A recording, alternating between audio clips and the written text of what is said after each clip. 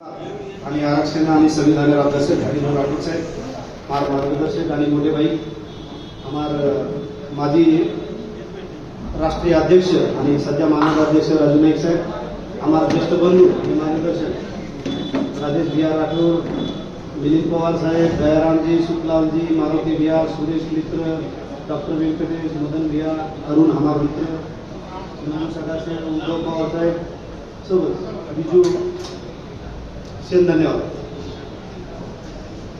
ये बंजारा किसी जमाने में सोने की जैसे चमकते थे, शीशे की तरह चमकते थे। जहां नहीं था पीने का पानी बावड़ी कुआं बनाते थे, जहां नहीं था व्यापार वहां ददनी किया करते थे। ये बंजारा किसी जमाने में शीशे की तरह चमका करते। टाली टाली काय रे काही सामोर देतो आज चमक्यावाळा गोरमाटी आणि चमकावाळा गोरमाटी, देशेन देवाळा गोरमाटी किंवा देशेन देवाळा ही बंजारा आज मांगरोचं आणि आज चमकरोगोनी अनुभी घेत आहे आज रेल्वे। आता भूत भविष्य वर्तमान एकदम शॉर्टकट में क्यों लागे, कारण वस्तानी वो जते स्थानी आपण विषय जावानी पोतानी वागे बातें न्याय देता है। हमारे सरीके अडचण असं की हमने अरुण बिहार सरीको विजू सरीको पटापट एकदम पटेल पडदेने एकदम देता है बात। आगे थोड़े पेटवून लागायचं, आगे गाडी ते थोडे पेटाचं तर चलावं करूच कोशिश। विषय असो की महाराष्ट्रातील तत्सम जमातीला अनुसूचित जातीच्या यादीत समावेश केलेली सेंट्रल प्रोव्हिन्स बेरार नागपूर शिफारसी सोबत हैदराबाद गॅजेटच्या आधारे एसटी योजना लागू करण्याची अधिसूचना काढली।